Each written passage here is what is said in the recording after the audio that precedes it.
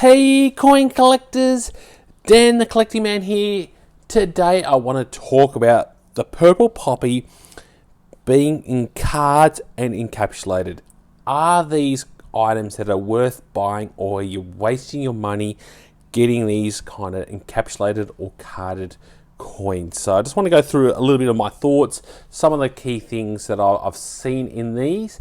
And there's so many different kind of designs that I'm seeing, especially in the carded version. So I just want to make sure for collectors that are probably new to the hobby, making sure you're aware of what you're getting and what kind of real value these are and what are the risks in getting carded or encapsulated coins. So let's start with this one. So this is the specific Downey's carded 2024 purple poppy war animals coin. So I want to go through first the design of the actual card. For me, I think this is an absolute miss when it comes to design. The whole purpose of this coin is for war animals, and yet there's no war animals on the card. So that's an absolute miss when it comes to design from a carded point of view. It's just a little bit of cardboard with a design on there. It says Remembrance, War Animals, as you can see there. On this side, we've got the 2024 $2 uncirculated coin, which is good. You can see, now this is where I want to make sure everyone's clear on. You can see the condition of the coin that's been put in this card is not great. So you can see absolutely pretty ordinary condition from a coin point of view. Now the key thing I wanted to point out on this side is, as you can see here, the paint has been chipped off tremendously on this one. So for an uncirculated condition coin, it looks pretty ordinary. So you're not going to get really good collector's value from this coin just because it says it's uncirculated. This has been one that's gone through the machines at the Royal Mint. It's been in those little bags or in rolls. It's been scuffed against other coins. It's not a cement version either, so let's be clear on that. It's not a cement version, and for $15, I think this is a bit of a stretch. So it's a $2 coin, just come out of a roll, and they put it in a card that probably cost them all of 10 to 20 cents, a little bit of design, and they're selling it for $15 odd, which is an absolute, for me, a bit of a stretch when it comes to the cost of it. So, and especially with the design, there's nothing cool about it. So just having a look at some of the other ones. So this is the cement version. I'm seeing these sold in the secondary market for around $30 odd, and you can see the condition of the paintwork from one that's coming straight out of the Royal Mint. This is a cement collector's edition versus this one that has gone through a second company to be repackaged, and it's not a cement version. Big difference in quality as well. So you can see this one here, the cement is just down there. That's the little C that we're looking for there. Big difference. I think this one needs to be spun around actually to get to the top of it. There's a bit better there. So the cement is to the right, but a big difference. So this is the one I'll be getting. This is the one I'll be collecting because it's a lot better condition. And we can see there the condition on the coin itself is a lot better than this one here, where you can see all the kind of scuff. Hopefully it's coming out a lot clearer for you, but you can see the difference in condition of those two. So this is a lot more collectible. This is not collectible for me at all. So just be aware when you get these. Some people like getting them because it's a nice way to look after your collection, and that's fine if you're doing that.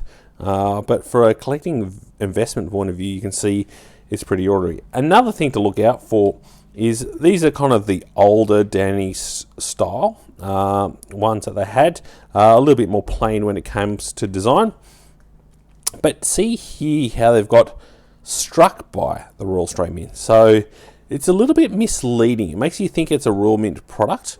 Yes, the coin itself is Royal Mint, but it is struck by, but it's been packaged by Downey. So that's where I think they've got rid of that now. I think they've obviously had to get rid of it because it's kind of misleading. That makes you think it's a Royal Mint product, this packaging, but it's not. It's done by Downey. So the difference is the Royal Mint product are normally not landscaped, they're portrait, like this one. As you can see here, and as you can see here, this just has Royal Mint. It's not struck by the Royal Mint, it just says the Royal Mint. So this is a lot more collectible because it's specific from the Royal Mint. And again, you can see the quality difference. There's no issue with the paint or anything else. It's come straight out of the machines. A lot cleaner condition. This is another cemented card one. And it's kind of odd to see that they're doing different sizes from the Royal Mint as well, which is a little bit hard for collectors. Sometimes they're doing these big cards, sometimes they're doing these little ones here. So I wish they also kept it consistent from a collecting point of view. But still, nonetheless, that's a different way. So another one that comes directly out of the Royal Mint is this one here. Again, Royal Australian Mint. There, it's not packaged by or struck by or anything else. It's straight out, and you can see a lot better quality from a coin collecting point of view. And then we go again, another one from Downies. This one's got a little bit more design. I like this one a little bit more. So this is the one with the rosemary on it. So the design of the card is a lot better. But again, you can see there, let's spin it around the right way. Packaged by Downies. So this one hasn't got the Australian, so it's at least got a bit smaller there, struck by the Royal Australian Mint. So it's less misleading than this older one here, which I found had a very small writing, struck by, and then Royal Australian Mint. So it was a little bit misleading from that aspect. So that's my opinion on those. I did get this from a collecting point of view because I was collecting the Downies thing, but now I'm starting to get a little bit of biased regret, thinking that why did I get that when I've got this nice version here? And especially seeing the quality of the coin that they've sent me is definitely ordinary, and the design is very lackluster, very lazy kind of design aspect on that compared to some of the others. So I'm going to show images now on the screen of some other coin companies that are doing their own. So I could officially get a roll of coins like we have here. I can get myself a roll, make my own design, and send it out and start selling it myself. There is nothing stopping anyone from making their own carded designs with the Royal Australian Mint products and just putting some basic information on the back. So just buyers beware. I've seen at least 3 or 4 different designs already of coin companies, just coin little retailers, I should say, making up their own design, and nearly all of them have done a lot better than the Downies one.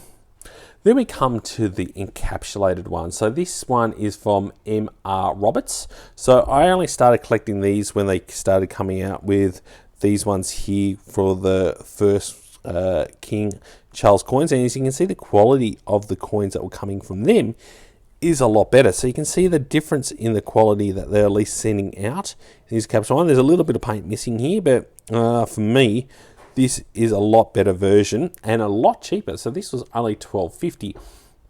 So $2.50 cheaper than the Downies version. And you can see the coin itself is very similar condition on the backside here, on the obverse, but on the reverse here, this one comes up a lot better quality than the Downies card. So it's a different way of having it. This one's obviously like an airtight kind of system here that they've got. So chuck in the comments below what you prefer, how you like to keep it. I thought this is quite unique and different. It's the first coloured $2 coin I've seen in the way they're doing it here. Sometimes they do it on release so you can get this and the roll at the same time. So they kind of come with a roll and the card from M.R. Roberts.